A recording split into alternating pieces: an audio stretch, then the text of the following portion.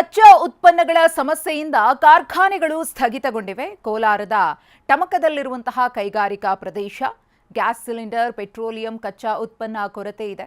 ಕಳೆದ 4-5 ದಿನಗಳಿಂದ ಕಾರ್ಖಾನೆಯಲ್ಲಿ ಯಾವುದೇ ಕೆಲಸಗಳು ನಡೀತಾ ಇಲ್ಲ, ಸಂಪೂರ್ಣವಾಗಿ ಸ್ಥಗಿತ ಮಾಡಲಾಗಿದೆ.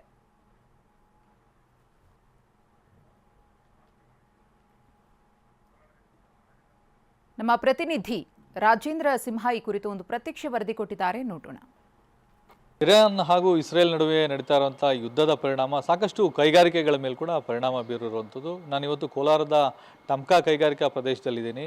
ದೃಶ್ಯದಲ್ಲಿ ನೋಡ್ಬೋದು, ಇದು ಟಮ್ಕಾ ಕೈಗಾರಿಕಾ ಪ್ರದೇಶದಲ್ಲಿರುವಂಥ ಶ್ರೀಮಾತಾ ಅನ್ನೋ ಒಂದು ಕೈಗಾರಿಕೆ. ಇಲ್ಲಿ ಪ್ರಮುಖವಾಗಿ ಈ ನೀರಿನ ಟ್ಯಾಂಕ್ಗಳನ್ನು ಇಲ್ಲಿ ತಯಾರು ಮಾಡ್ತಾರೆ. ಪ್ರಮುಖವಾಗಿ ಇದಕ್ಕೆ ಪ್ಲಾಸ್ಟಿಕ್ ಸೇರಿದಂತೆ ಬೇರೆ ಬೇರೆ ಕಚ್ಚಾ ಪದಾರ್ಥಗಳು ಈ ಒಂದು ಕಾರ್ಖಾನೆಗೆ ಬೇಕಾಗುತ್ತೆ. ಪ್ರಮುಖವಾಗಿ ಕಚ್ಚಾ ವಸ್ತುಗಳ ಜೊತೆಗೆ ಗ್ಯಾಸ್ ಸಿಲಿಂಡರ್ ಕೂಡ ಬೇಕಾಗುತ್ತೆ. ಹಾಗಾಗಿ ಮಾಲೀಕರಿಗೂ ಕೂಡ ಇವತ್ತು ಒಂದು ರೀತಿಯ ನಷ್ಟ ಅನುಭವಿಸುವಂಥ ಒಂದು ಪರಿಸ್ಥಿತಿ ಇಲ್ಲಿ ನಿರ್ಮಾಣ ಆಗಿದೆ. ಯಾಕಂದರೆ ಕೋಟ್ಯಾಂತರ ರೂಪಾಯಿ ಬಂಡವಾಳ ಹಾಕಿ ಕಾರ್ಖಾನೆಯನ್ನು ನಡೆಸ್ತಾ ಇದ್ರು. ಆದರೆ ಇವತ್ತು ಇಸ್ರೇಲ್ ಮತ್ತು ಇರಾನ್ನಲ್ಲಿ ನಡೀತಾ ಇರುವಂಥ ಯುದ್ಧದ ಎಫೆಕ್ಟು, ಕಚ್ಚಾ ವಸ್ತುಗಳ ಆಮದಾಗದೇ ಇರೋ ಹಿನ್ನೆಲೆಯಲ್ಲಿ ಇಂಥದ್ದೊಂದು ಪರಿಸ್ಥಿತಿ ನಿರ್ಮಾಣ ಆಗಿರುವಂಥದ್ದು.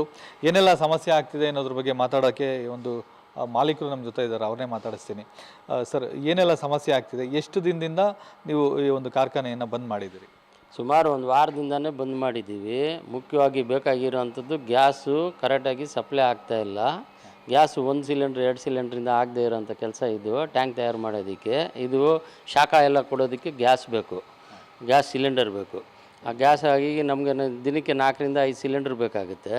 ಹಾಗಾಗಿ 1 ಸಿಲಿಂಡ್ರ್ ಸಿಗ್ತಾಯಿಲ್ಲ, ಅದೊಂದು ತೊಂದರೆ. ಮತ್ತು ಪ್ಲಾಸ್ಟಿಕ್ನ ಕಚ್ಚಾ ಪದಾರ್ಥಗಳು ಸರಿಯಾಗಿ ಪೂರೈಕೆ ಆಗ್ತಾಯಿಲ್ಲ. ಇದು ಮುಖ್ಯವಾಗಿ ಬೇಕಾಗಿರೋದು ಪ್ಲಾಸ್ಟಿಕ್ ಕಚ್ಚಾ ಪದಾರ್ಥನೇ ತಯಾರು ಮಾಡೋದಕ್ಕೆ. ಅದನ್ನು ಕರೆಕ್ಟಾಗಿ ಸಪ್ಲೈ ಆಗ್ತಾಯಿಲ್ಲ. ಅವ್ರಿಗೆ ಅಲ್ಲಿ ಗ್ಯಾಸ್ ಸಿಗ್ತಾಯಿಲ್ಲ ಅದನ್ನು ತಯಾರು ಮಾಡೋದಕ್ಕೆ. ಕಚ್ಚಾ ವಸ್ತುಗಳು ರೇಟ್ ಜಾಸ್ತಿ ಆಗಿದೆಯಾ ಅಥವಾ ಸಿಗ್ತಾನೆ ಇಲ್ವಾ? ಸಿಗ್ತಾನೇ ಇಲ್ಲ. ರೇಟ್ ಇರಲಿ, ರೇಟ್ಗಿಂತನೂ ಸಿಗ್ತಾನೂ ಇಲ್ಲ. ಸಿಕ್ಕೋದಿದ್ದು ಅಂತ ಹೇಳಿದ್ರು ನಾವು ಮಾರೋ ರೇಟಿಗಿಂತನೂ ಜಾಸ್ತಿ ಇದೆ ಅದು. ಹಾಗಾಗಿ ನಾವು ಕೊಂಡ್ಕೊಂಡ್ಬಂದು ಮಾಡೋಂಥ ಪರಿಸ್ಥಿತಿನಲ್ಲಿ ಇಲ್ಲ. ದುಡ್ಡು ಕೊಟ್ಟರು ಮಾಲ್ ಸಿಗ್ತಾಯಿಲ್ಲ. ಹಾಗಾಗಿದೆ. ಇದಿಷ್ಟು ಈ ಒಂದು ಕಂಪನಿಯ ಮಾಲೀಕರ ಮಾತು. ಅಂದರೆ ಕಚ್ಚಾ ವಸ್ತುಗಳು ಸಿಗ್ತಾ ಇಲ್ಲ, ಗ್ಯಾಸ್ ಸಿಗ್ತಾ ಇಲ್ಲ. ಹಾಗಾಗಿ ಕಾರ್ಖಾನೆಯನ್ನು ನಡೆಸುವಂಥ ಪರಿಸ್ಥಿತಿ ಇಲ್ಲ. ಹಾಗಾಗಿ ಇನ್ನೂ ಯುದ್ಧದ ಈ ಎಲ್ಲ ವಾತಾವರಣ ಮುಗಿದು ಇವರಿಗೆ ಕಚ್ಚಾ ವಸ್ತುಗಳು ಸಿಗೋವರೆಗೂ ಕೂಡ ಬಹುಶಃ ಇದೇ ಪರಿಸ್ಥಿತಿ ಮುಂದುವರಿಯುತ್ತೆ ಅನ್ನುವಂಥದ್ದು ಅವ್ರ ಮಾತು. ಕ್ಯಾಮ್ರಾಮನ್ ಮಂಜುನಾಥ್ ಜೊತೆ ರಾಜೇಂದ್ರ ಸಿಂಹ, TV9 ಕೋಲಾರ.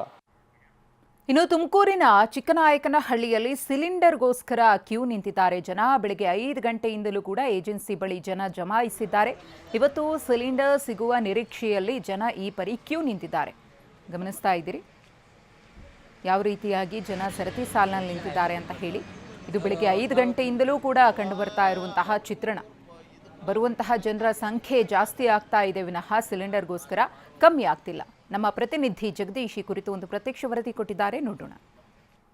ತುಮಕೂರು ಜಿಲ್ಲೆಯ ಚಿಕ್ಕನಾಯಕನಹಳ್ಳಿಯಲ್ಲೂ ಕೂಡ ಸಿಲಿಂಡರ್ನ ಅಭಾವ ತಲೆದೋರಿರುವಂಥದ್ದು. ಹಾಗಾಗಿ ಇವತ್ತು ಬೆಳಿಗ್ಗೆ 5 ಗಂಟೆಯಿಂದಲೇ ಏನು ಏಜೆನ್ಸಿಯ ಮುಂದೆ ಜನ ಸರತಿ ಸಾಲಿನಲ್ಲಿ ನಿಂತ್ಕೊಂಡು ತಮಗೆ ಸಿಲಿಂಡರ್ ಬೇಕು ಅನ್ನುವಂಥ ನಿಟ್ಟಿನಲ್ಲಿ ಈಗಾಗಲೇ ಕಾದು ಕುಳಿತಿರುವಂಥದ್ದು. ರಾಜ್ಯದ ಎಲ್ಲೆಡೆ ಈಗಾಗಲೇ ಸಿಲಿಂಡರ್ನ ಅಭಾವ ಶುರುವಾಗಿರುವಂಥದ್ದು. ಹಾಗಾಗಿ ಸಾರ್ವಜನಿಕರು ತಮ್ಮ ಗೃಹ ಬಳಕೆಯ ಸಿಲಿಂಡರ್ಗಳನ್ನು ಪಡೆದುಕೊಳ್ಬೇಕು ಅನ್ನುವಂಥ ನಿಟ್ಟಿನಲ್ಲಿ ಇವತ್ತು ಬೆಳಗ್ಗೆಯಿಂದಲೇ ನೀವು ನೋಡ್ಬೋದು, ಖಾಲಿ ಸಿಲಿಂಡರ್ಗಳನ್ನು ತಮ್ಮ ಗಾಡಿಗಳಲ್ಲಿ ತೆಗೆದುಕೊಂಡು ಬರುವ ಮುಖಾಂತರವಾಗಿ ಏಜೆನ್ಸಿ ಯಾವಾಗ ಓಪನ್ ಆಗುತ್ತೋ ಅನ್ನುವಂಥ ಒಂದು ನಿಟ್ಟಿನಲ್ಲಿ ಒಂದು ನಿರೀಕ್ಷೆಯಲ್ಲಿ ಕಾದು ಕುಳಿತಿದ್ದಾರೆ. ನಿನ್ನೆ ಯುಗಾದಿ ಹಬ್ಬವನ್ನು ಆಚರಣೆ ಮಾಡಿದಂತಹ ಜನ ಇವತ್ತು ಹೊಸದಡ್ಕು ಅಂತೇಳಿ ಮಾಂಸದ ಅಂಗಡಿಯ ಮುಂದೆ ಸಾಲು ಸಾಲಾಗಿ ಕ್ಯೂ ನಿಂತ್ಕೊಂಡಿದ್ದಾರೆ. ಆದರೆ ಅವರ ನಡುವೆ ನಮ್ಮ ಮನೆಗೆ 3 ಹೊತ್ತಿನ ಊಟಕ್ಕೂ ಕೂಡ ಸಿಲಿಂಡರ್ ಇಲ್ಲ ಅನ್ನುವಂಥ ನಿಟ್ಟಿನಲ್ಲಿ ಬೆಳಗ್ಗೆ 5 ಗಂಟೆಗೆ ಸಿಲಿಂಡರ್ಗಳ ಅಂದರೆ ಏನೊಂದು ಈ ಗ್ಯಾಸ್ ಏಜೆನ್ಸಿ ಏನಿದೆ ಅದ್ರ ಮುಂದೆ ಜನ ಬಂದು ನಿಂತ್ಕೊಳ್ಳುವಂಥ ಒಂದು ಸಂದರ್ಭ ಸೃಷ್ಟಿಯಾಗಿರುವಂಥದ್ದು. ನೀವು ನೋಡ್ಬೋದು, ಜನರು ಬೆಳಗ್ಗೆಯಿಂದಲೇ ಬಂದು ಯಾವ ರೀತಿಯಾಗಿ ಇಲ್ಲಿ ಕುಳಿತುಕೊಂಡಿದ್ದಾರೆ. ಯಾವಾಗ ಏಜೆನ್ಸಿ ತೆರೆಯುತ್ತೋ ನಾವು ಯಾವಾಗ ಸಿಲಿಂಡರ್ನ ತೆಗೆದುಕೊಂಡು ಹೋಗ್ಬೋದೋ ಅನ್ನುವಂಥ ನಿಟ್ಟಿನಲ್ಲಿ ಒಂದಷ್ಟು ಗೊಂದಲದಲ್ಲಿ ಇದ್ದಾರೆ. ಅಮ್ಮ, ನೀವು ಎಷ್ಟು ಗಂಟೆಗೆ ಬಂದ್ರಿ? ನಾವು 6 ಗಂಟೆಗೆ. ನಿಮಗೆ ಸಿಲಿಂಡರ್ ಯಾವಾಗ ಬುಕ್ ಮಾಡಿದ್ದು? 14ನೇ ತಾರೀಕು. ಏನಾದ್ರು ರೆಸ್ಪಾನ್ಸ್ ಬಂದಿದೆಯಾ? ಬಂದೈತಿ. ಬಿಲ್ ಬಂದೈತಿ. ಓಕೆ, ಅದಾದ್ಮೇಲೆ ಯಾವಾಗ ಬರುತ್ತೆ ಅಂತ ಏನಾದ್ರು ಹೇಳಿದ್ರೆ? ಹೇಳಿರಲಿಲ್ಲ. ಮೊನ್ನೆ ಬಂದಿದ್ದು ಮಂಗಳವಾರ ಬುಧವಾರ 14ನೇ ತಾರೀಕಾಗಿ ಮಾಡಿರೋರು ಯಾರು ನಿಂತ್ಕೋಬೇಡ್ರಿ, ಹೋಗ್ರಿ ಅಂದ್ರು ನಾವು ವಾಪಸ್. ಓಕೆ, ಇವತ್ತೇನಾದ್ರು ಕೊಡ್ತೀನಿ ಅಂತ ಯಾರಾದ್ರೂ ನಿಮ್ಗೆ ಹೇಳಿದಾರಾ? ಹೇಗೆ? ಯಾರು ಹೇಳಿಲ್ಲ, ಬಂದಿದ್ದೀವಿ. 6 ಗಂಟೆಗೆ ಬಂದಿದ್ದೀರಾ?